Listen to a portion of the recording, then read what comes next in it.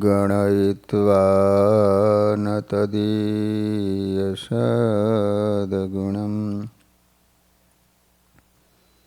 અણુમપ્યતુલ્યં હિ મન્યતે સહજાનંદ ગુરું ભજે સદા. બોલો સ્વામિનારાયણ ભગવાનની, શ્રી હરિ કૃષ્ણ મહારાજની, શ્રી રાધા કૃષ્ણ દેવ, શ્રી નરનારાયણ દેવની, શ્રી લક્ષ્મીનારાયણ દેવની. બધા જ હરિભક્તોને ઘણા ભાવથી જય સ્વામિનારાયણ.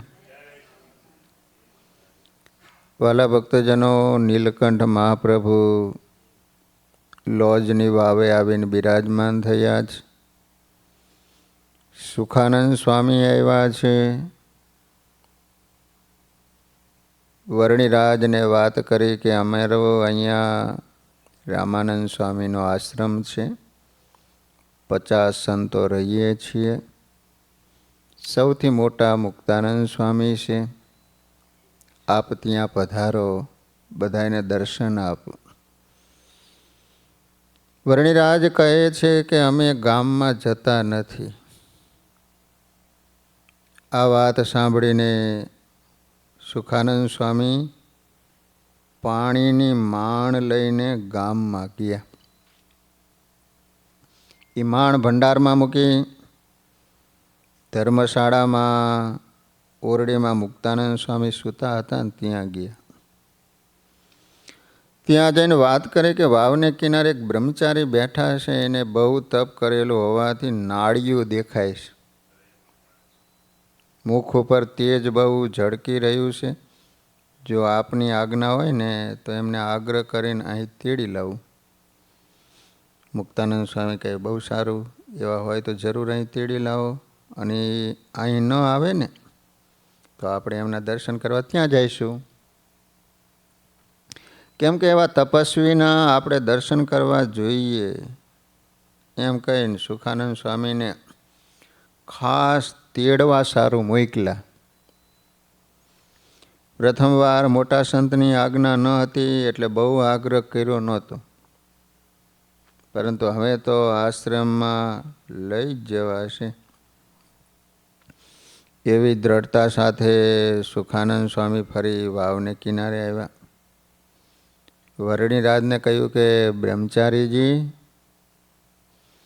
મને અમારા ગુરુ મુક્તાનંદ સ્વામીએ આપને તેડવા મોકલ્યો છે.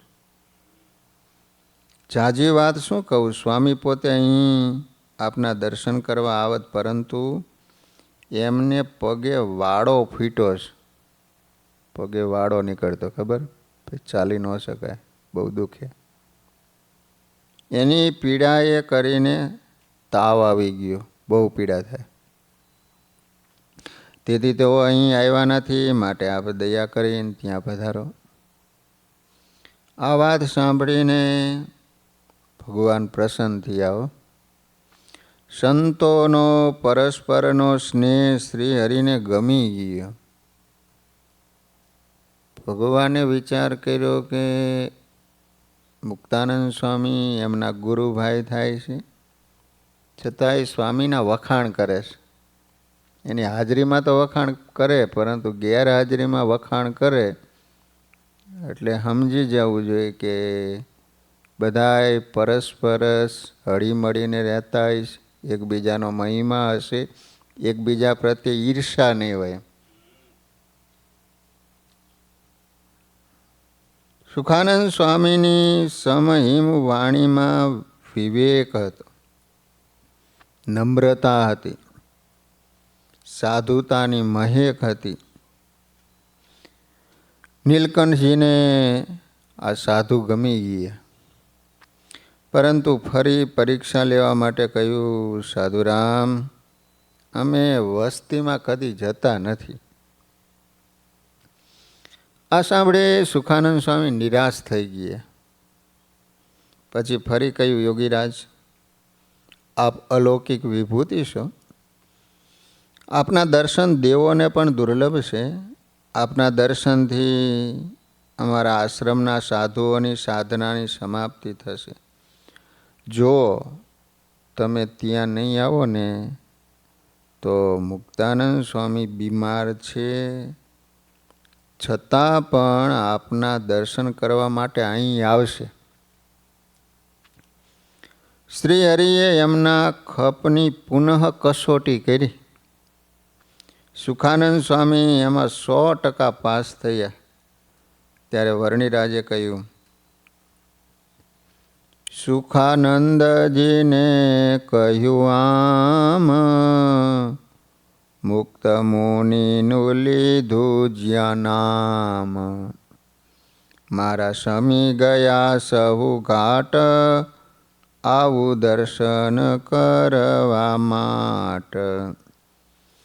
આવા સંતોને શોધવા કાજ, વનોવન ફરું છું હું આજ. જેનું નામ સુણે સુખ થાય, કહેતા આંસુ આવ્યા આંખમાય. વિચાર કરો કે ભગવાન એમ કહે છે કે મુક્તાનંદ સ્વામીનું નામ સાંભળ્યું ત્યાં મને શાંતિ થઈ, એમ કહે છે. અને આવા સાધુના દર્શન કરવા માટે મેં ઘર છોડ્યું છે. જેના નામમાં પ્રભાવ આવો, ફક્ત નામ સાંભળવા શાંતિ થતી હોય તો એના દર્શન, એની સેવા કરવાથી શું ન મળે કયો? જેના નામમાં પ્રભાવ આવો, મુનિ એનો મેળાપ કરાવો. પામું એવાનું દર્શન જ્યારે, માનું પૂરણ તીરથ ત્યારે. આવા સાધુના દર્શન થાય એટલે યાત્રા પૂરી. માટે હવે તમે એમને તેડવા ન જતા, ચાલો હું જ આપની સાથે આશ્રમમાં આવું. એમ કહી મંદ મંદ હસતા વર્ણિરાજ ઊભા થયા. પછી હર્ષ ઘેલા થઈ સુખાનંદ સ્વામી આગળ ચાલ્યા, પાછળ વર્ણિરાજ ચાલ્યા. સ્વામીએ ઉતાવળા આશ્રમમાં આવી સૌ સંતોને જોગીરાજ આવ્યાના સમાચાર આપ્યા. મંગળ વધાય સાંભળી સૌ સંતો પણ હર્ષ ઘેલા થઈ ગયા. ત્યાં તો વર્ણિરાજ આશ્રમમાં પધાર્યા. આશ્રમમાં ધર્મશાળાની ઓસરીની એક કોર ઉપર બેસવા ગયા. ત્યાં તો સુખાનંદ સ્વામીએ સુંદર કામળી લાવીને પાથરી દીધી. ત્યારે મહારાજે કામળીને હાથે કરીને ખસેડી નાખીને બોલ્યા, યહ 50 કોટી યોજન, આપ્યું ઈશ્વરે સુખ આસન. છોટી ચટ્ટાઈ કા કહા કામ, એમ કહીને કર્યા પ્રણામ. ભગવાન કે આ કામળીની ક્યાં જરૂર છે? 50 કોટી યોજન ભગવાને આસન જ આપ્યું ને આ પૃથ્વીનું. ભગવાન નીચે બેસી ગયા. એમ કહી વર્ણિરાજ હેઠા બેઠા. વર્ણિરાજને આવેલા જોઈને આંગણામાં રહેલા સૌ સંતો પણ દોડીને એમના દર્શન કરવા આવ્યા. મુક્તાનંદ સ્વામી બાજુના ઓરડામાં તાવ આવ્યો હોવાથી સૂતા હતા. સુખાનંદ સ્વામીએ ત્યાં જઈને કહ્યું, સ્વામી સ્વામી, હું બ્રહ્મચારીને તેડીને આશ્રમમાં લાવ્યો છું. તેથી સ્વામીએ તાવને શરીરમાં હંતાડી દીધો. એકદમ ઉઠી ઉતાવળા જોગીરાજના દર્શન કરવા બહાર આવ્યા. વર્ણિરાજ અને મુક્તાનંદ સ્વામી બહુ પ્રેમથી એકબીજાને ભેટી પડ્યા. પછી સ્વામીએ વિનયપૂર્વક વર્ણિરાજને પાછા બેસાડ્યા. સ્નેહથી ક્ષેમકુશળ પૂછ્યા. જોયું વિરક્ત વર્ણિનું અંગ, ઉછળ્યો સૌને ઉછરંગ. સામું જોઈ રહ્યા એક તાર, પરસ્પરે કર્યા નમસ્કાર. એકબીજા સામું જોઈ જ રહી. મુક્તાનંદજી પૂછવા ધારે, વહ્યા હર્ષના આંસુ ચોધારે. સ્વામીને કાંઈક પૂછવું છે પણ બોલી ન શકે, ગડગડા થઈ ગયા, આંખમાં આંસુ. બે રીતે આંસુ આવે, દુઃખના સમયમાં આંસુ આવે અને એકદમ માણસ હર્ષમાં આનંદમાં આવી જાય ને તો આંસુ આવે. ગડગડ થયા છે અપાર, મુખે બોલીને સૈકા લગાર. બહુ વર્ષે વિજોગિયા મળે, પરસ્પરે થયું એ હપડે.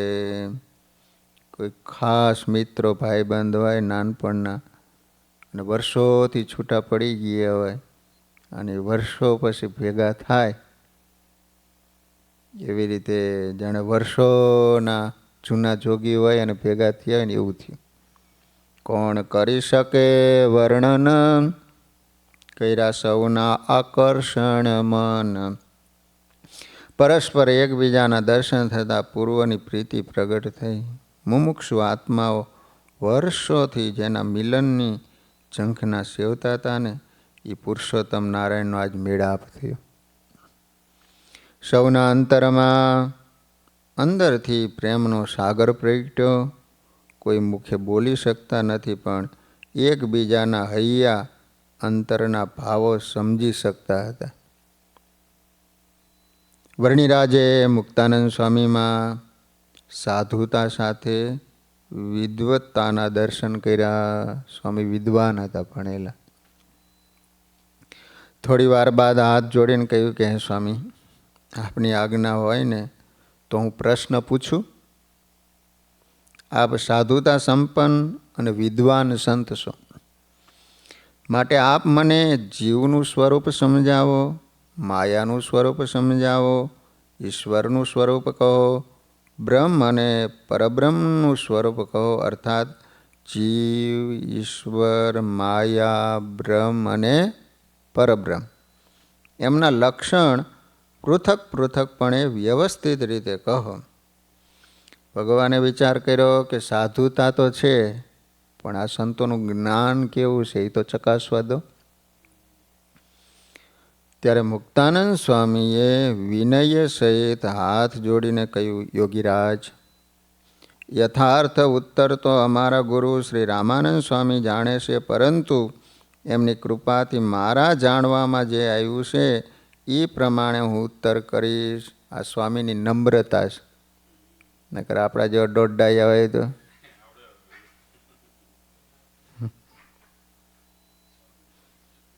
કાંઈ ગેરસમજ થાય ને તો રાજી રહીજો.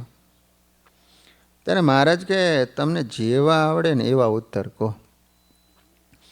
આ ઉત્તરો મુક્તાનંદ સ્વામી વર્ણિરાજને નહીં પણ આપણને જ સમજાવી રહ્યા છે, આવી ભાવના સાથે. મુક્તાનંદ સ્વામી પ્રથમ જીવનું લક્ષણ સમજાવતા કહે છે કે વર્ણિરાજ, આપ ધ્યાનથી સાંભળો. આત્મા ચેતન છે. કેવો છે? ચેતન. આપણું શરીર છે અચેતન છે. શરીરમાં કશું જ નથી. અત્યારે હું બોલું છું, આંખ મારી ચા જોઈ શકે છે, હાથ હાલે છે, એ શરીર નથી કામ કરતું. અંદર બેઠેલો જીવ છે, એને કારણે આ ચેતન આપણને જણાય છે. તો મુક્તાનંદ સ્વામી કે આત્મા છે ને ચેતન છે, જ્ઞાન સ્વરૂપ છે, એની અંદર જ્ઞાન રહેલું છે આત્મામાં.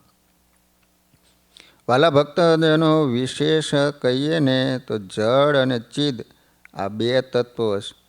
જે અચિદ હોય એમાં ક્યારેય લવલેશ ચૈતન્ય હોતું નથી, માટે એને જળ કહેવાય છે. આ શરીર છે એ જળ છે, તો એની અંદર કોઈ જ્ઞાન નથી. ચિદ એટલે જ્ઞાન, પ્રકાશ, અહમ એવો બોધ. આ બોધ માત્ર આત્મામાં જ હોય છે, માટે આત્મા જ્ઞાન સ્વરૂપ અને જ્ઞાનવાન છે. આત્મા દેખાતો નથી. દેખાય? જીવ આપણો કોઈએ જોયો? કદાચ કોઈની આખી બોડી ચૂથાઈ ગઈ હોય, ડૉક્ટર બધા સ્પેર પાર્ટ અલગ કરી નાખે, છતાં ડૉક્ટરને પૂછજો કે તમે જીવ જોયો છે? દેહ દેખાય છે. કેમ છે? આત્મા અણુથી પણ અતિ સૂક્ષ્મ છે. લો, એવું કહેવાય છે કે આપણા વાળ છે ને, એના આગળનો ભાગ કાપવાનો, એના 100 ટુકડા કરવાના, એમાંથી એક ટુકડો લઈને એનો 100 ટુકડા કરવાનો, અને જે અંશ બચે ને એવડો જીવ છે. લો, આપણે શરીરમાંથી આપણી આંખની સામે નીકળે ને તોય આપણે જોઈ ન શકીએ, એટલો બારીક છે.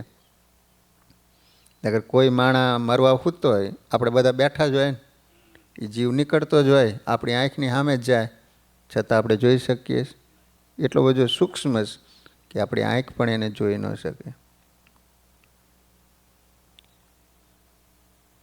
છતાં આપણે બધા દેહને પોતાનું રૂપ માની હું બ્રાહ્મણ છું, ક્ષત્રિય છું, વૈશ્ય છું, શૂદ્ર છું, તથા જાડો છું, પાતળો છું, અમદાવાદ, સુરત, રાજકોટ વગેરે ગામનો છું, આવો ભ્રમ સેવીએ છીએ. જેને આપણે હું માની બેઠા છીએ ને, એ દેહ આપણું રૂપ જ નથી. લો, આપણું સાચું રૂપ તો આપણું જીવ છે, એ આપણું સાચું રૂપ છે. તેમાં જ હું ભણેલ છું કે અભણ છું, વિદ્વાન છું કે અજ્ઞાની છું, અમેરિકન છું કે આદિવાસી છું, ગરીબ છું કે તવંગર છું, આવું કાંઈ આત્માને હોય નહીં. આપણને એમ કહે કે તું જાડીયો છો, તો આપણને કેવું હમું લાગી જાય. એનું કારણ શું? આપણને દેહરૂપ માનીએ છીએ એટલા માટે. પોતાને આત્મા માનતો હોય કે આ શરીર ઊંચું જ નહીં, તો એને શું થાય? ગમે એટલો તિરસ્કાર કરે, ગમે એટલો અપમાન કરે, એ તો શરીરને છે ને આત્મા. હું તો આત્મા છું, હું ક્યાં શરીર છું? તો એને કશું થાય જ નહીં. લો, આત્મા તો નિર્લેપ છે, નિર્દોષ છે, નિર્વિકારી છે. હૃદયમાં એક ઠેકાણે રહ્યો થકો પોતાની જ્ઞાન શક્તિ દ્વારા નખથી શિખા પર્યંત સમગ્ર શરીરમાં વ્યાપીને રહ્યો છે.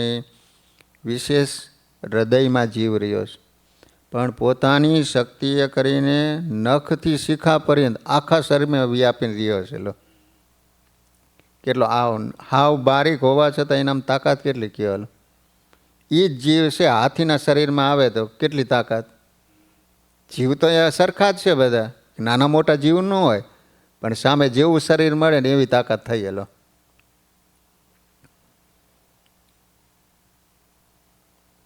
દેહ મોટો હોય કે નાનો હોય, ભૂચર, ખેચર કે જળચર.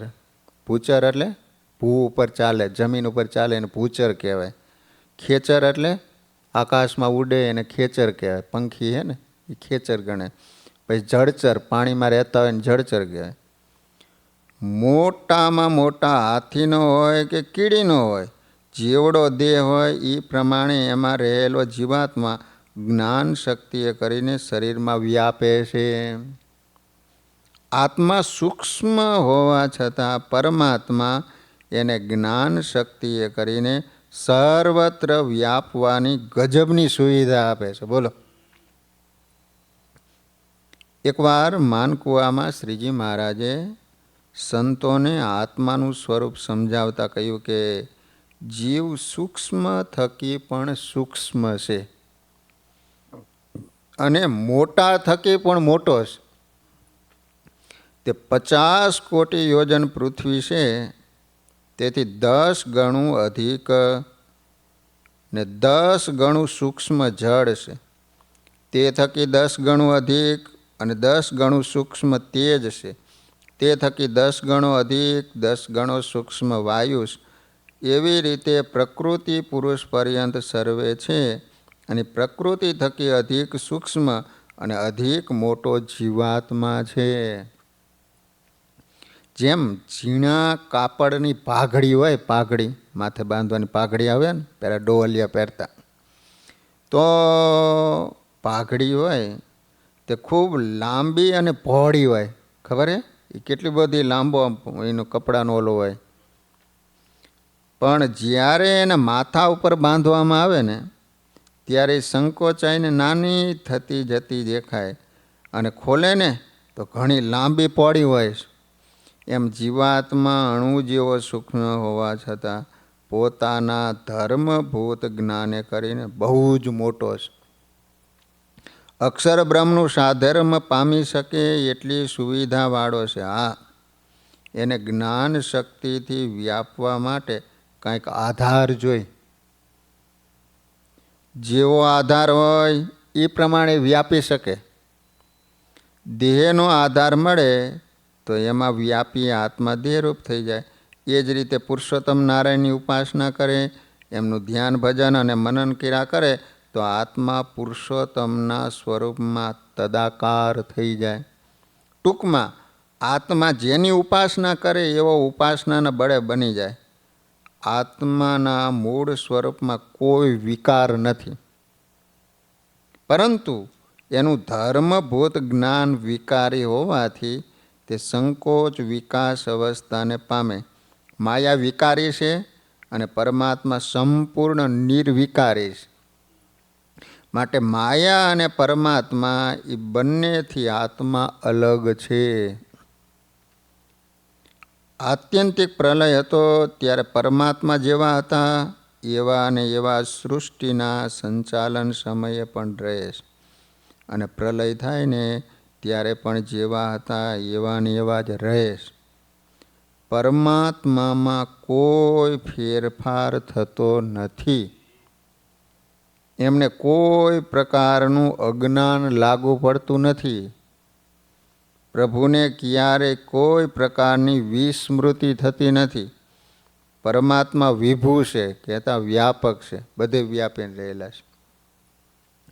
આત્મા અણુ છે અને આત્માનું ધર્મભૂત જ્ઞાન વિકારી હોવાથી એની વિસ્મૃતિ થાય છે. એમાં ફેરફાર પણ થાય છે, અર્થાત એને અજ્ઞાન લાગુ પડે છે. અજ્ઞાની જીવ શરીરને પોતાનું રૂપ માને છે. જો એ પોતાને દેહ ન માને, એમ જ સામાના શરીરને પણ દેહ ન માને અને પોતાને અને બીજાને સૌને આત્મા માને, ચૈતન્ય માને, બ્રહ્મ માને તો એને સાચું જ્ઞાન થયું કહેવાય. શું કીધું? આપણું સાચું જ્ઞાન નથી. આપણને શું દેખાય છે? આમાંનો દેહ જ દેખાય. એ દેહને વિશે આત્મા આપણને દેખાય? ગમે એવી પરિસ્થિતિમાં પણ જો આત્મભાવ ભૂલાય નહીં તો એ જ્ઞાનની પક્વતા થઈ કહેવાય. આત્મભાવ ભૂલી જવાય એ ગોબરું જ્ઞાન કહેવાય. ગોબરી સમજણ ક્યારે સુખદાયી થાય નહીં. જેમ કાષ્ટમાં અગ્નિ રહ્યો છે, લાકડામાં અગ્નિ રહેલો જ છે, પણ એ નજરે દેખાતો નથી. એમ જ જીવ શરીરમાં રહ્યો થકો આખા શરીરમાં પ્રકાશે છે, પણ એ નજરે દેખાતો નથી. માયિક દ્રષ્ટિથી આત્મા જોઈ શકાતો નથી. આત્મા સ્ત્રી નથી, પુરુષ નથી, કોઈ પ્રાણી જેવો નથી. જીવ ક્યારે જન્મતો નથી, મરતો પણ નથી. આત્મા અનાદિ છે. આત્મા, માયા અને પરમાત્મા આ ત્રણેય તત્વો હતા, છે અને ભવિષ્યમાં પણ રહેશે. માટે એને અનાદિ તત્વો કહેવાય છે અને એ અપૃથક સિદ્ધ તત્વો છે. અજ્ઞાની આત્મા પ્રલય કાળે માયાને વિશે રહે છે. શું કીધું? અજ્ઞાની આત્મા છે જ્યારે પ્રલય થાય ત્યારે માયામાં લીન થાય. પાછો ભગવાન જ્યારે સૃષ્ટિ કરે ત્યારે પાછું માયામાંથી બધું પાછી રચના થાય. પણ જે જ્ઞાની છે એ ભગવાનના સ્વરૂપમાં લીન થાય એટલે કોઈ દિવસ એને પાછું આવવાનું રહે નહીં. અને જે ભક્તાત્મા છે એ પરમેશ્વરની ઉપાસના એ કરીને સદા પરમેશ્વરના ધામમાં રહે છે. પરંતુ જેના ભક્તિ ઉપાસના અપક્વ રહ્યા છે અથવા જેને ભક્તિ ઉપાસના કર્યા નથી એવા જીવાત્માને પ્રલય કાળે માયા પોતામાં લીન કરે. તેથી જીવ માયામાં લીન થઈને રહે છે. પ્રલયને અંતે જ્યારે સૃષ્ટિ થાય ને ત્યારે જીવને ક્રિયા કરવા માટે પરમાત્મા ઇન્દ્રિયો, મન વગેરેની સુવિધા આપે છે. મન વડે જીવ માનસિક ક્રિયા કરે, તન વડે સ્થૂળ ક્રિયા કરે, પરંતુ દેહરૂપ થઈને ક્રિયા કરે તો એના કરેલા કર્મનો ભોગતા પણ એ જ ઠરે છે. જ્યાં સુધી દેહરૂપ થઈને આપણે ક્રિયા કરીએ છીએ ને ત્યાં સુધી આ બંધન છે.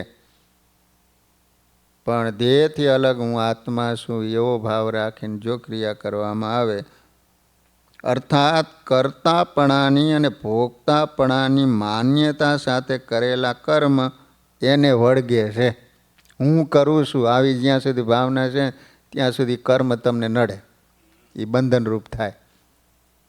જે જ્ઞાની પુરુષ દેહ, ઇન્દ્રિયો અને અંતઃકરણથી અલગ થઈ પોતાને શુદ્ધ ચૈતન્ય રૂપ માનીને કર્મ કરે તો એને શરીરના એક પણ કર્મ સ્પર્શતા નથી. લો, પર્વતભાઈ દાદા ખાચર સંસારમાં જ હતા, એને છોકરા હતા, સંસારી જ હતા, છતાં પણ એને એક કર્મ નડ્યું નહીં. લો,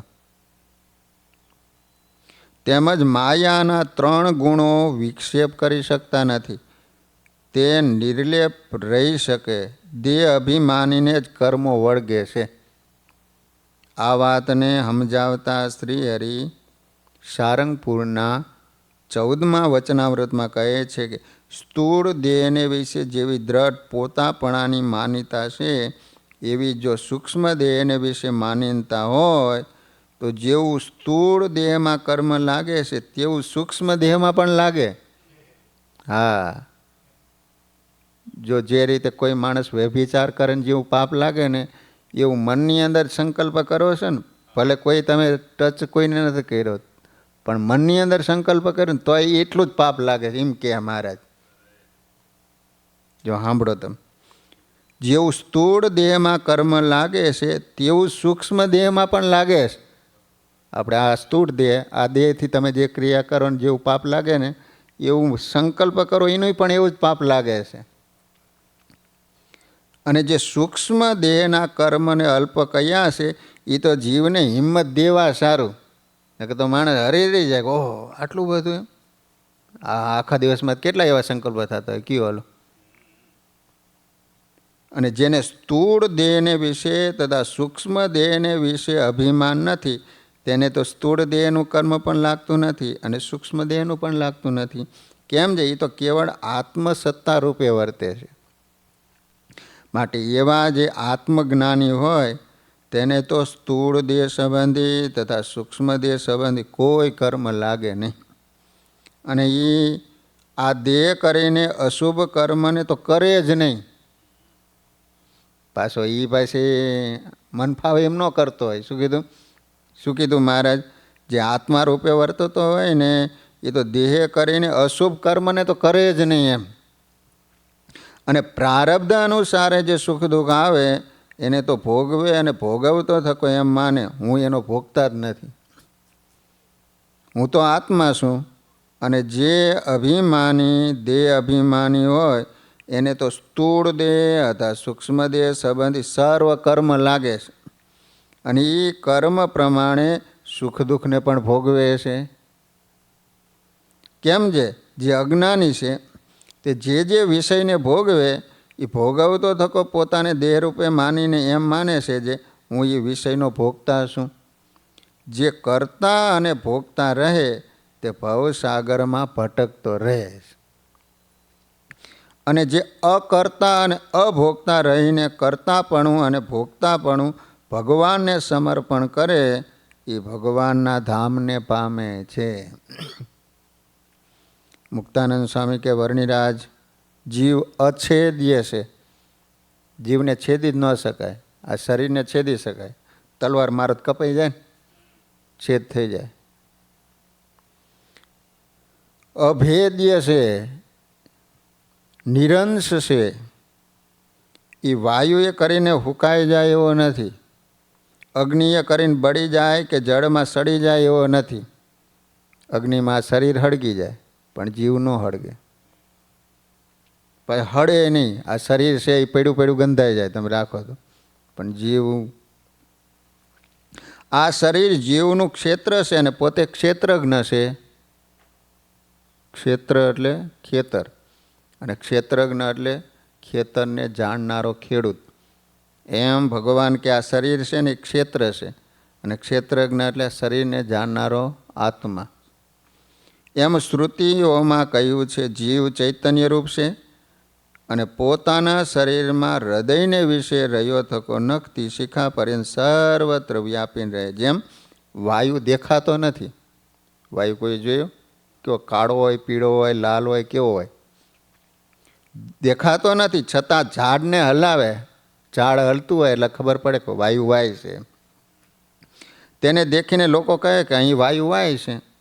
એમ જીવ દેખાતો નથી પણ એની ક્રિયા જણાય છે. તેથી આત્મા છે એમ માન્યમાં આવે છે. અનાદિઓ આત્મા સંચિત કર્મવાળો છે. 3 પ્રકારના કર્મ હોય: ક્રિયમાણ કર્મ, સંચિત અને પ્રારબ્ધ. ક્રિયમાણ કર્મ એટલે સવારે આપણે જાગીને રાતે સૂઈએ સુધી જે ક્રિયા કરીએ એને ક્રિયમાણ કર્મ કહેવાય.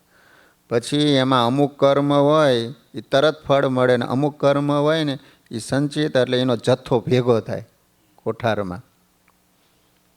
અને પ્રારબ્ધ એટલે એમાં જે તમારા કર્મો ભેગા થયેલા છે એમાં જે પાકીને જે તમારે ભોગવવાના દિવસો આવ્યા એને પ્રારબ્ધ કહેવાય. હા, વાલા ભક્તો, કર્મ 3 પ્રકારના: સંચિત કર્મ, પ્રારબ્ધ કર્મ અને ક્રિયમાણ કર્મ. જન્મો જન્મથી ભેળા થયેલા કર્મોના મોટા જથ્થાને સંચિત કર્મ કહેવાય. આવા તો કોઠારના કોઠાર ભર્યા છે.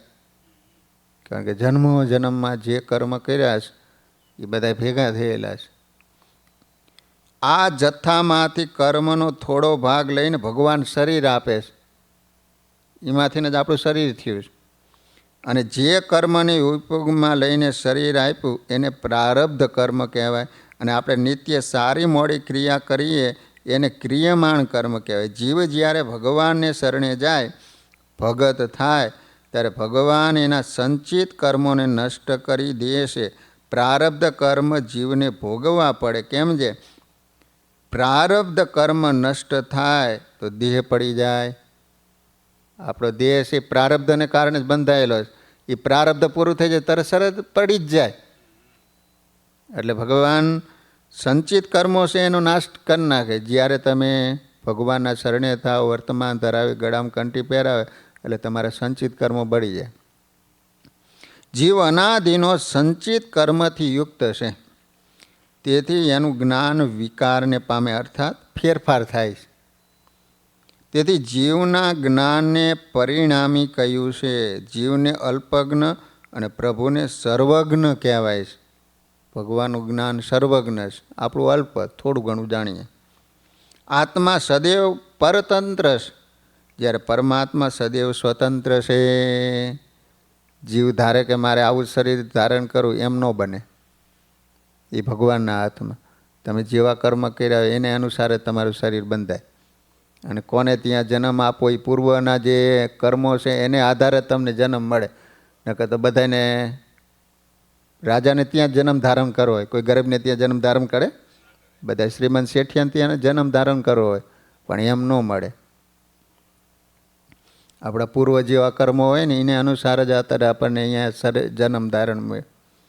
તો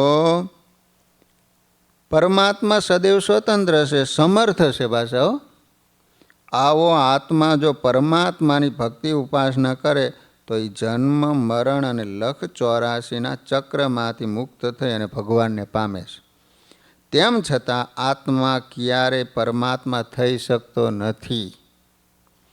પરમાત્માની જગ્યા લઈ શકે એવી કોઈ પણ આત્મામાં શક્તિ છે જ નહીં. આત્મા સદૈવ શુભ ઈશ્વરનું શરીર, ચૈતન્ય શક્તિ પ્રભુની પણ એ જ ધીર, સર્વેન્દ્રિય મન થકી પણ નિત્ય ન્યારો, શાસ્ત્રાનુસાર ઇતિ આત્મ સ્વરૂપ ધારો. એ વર્ણિરાજ, આત્મા સદૈવ પવિત્ર છે, શુભ છે, પરમાત્માનું શરીર છે, ભગવાન એના શરીરી છે, નિયંતા છે, ભોગતા છે. આત્મા પરમાત્માની ચિત્ત શક્તિ છે અને સર્વે આત્માઓ સર્વથા સર્વદા ભગવાનના દાસ છે. આવું આત્માનું સ્વરૂપ છે. તો વાલા ભક્તજનો, નીલકંઠ વર્ણીએ જે મુક્તાનંદ સ્વામીને 5 પ્રશ્નો પૂછેલા એમાં જીવનું સ્વરૂપ, જીવ એટલે આત્મા, એનું સ્વરૂપ કેવું છે એ આજે આપણે જોયું. હવે બાકીના ઈશ્વર, માયા, બ્રહ્મ, પરબ્રહ્મ એના સ્વરૂપો, એના લક્ષણો મુક્તાનંદ સ્વામી બતાવશે. એ બધા કાલે. સહજાનંદ સ્વામી મહારાજની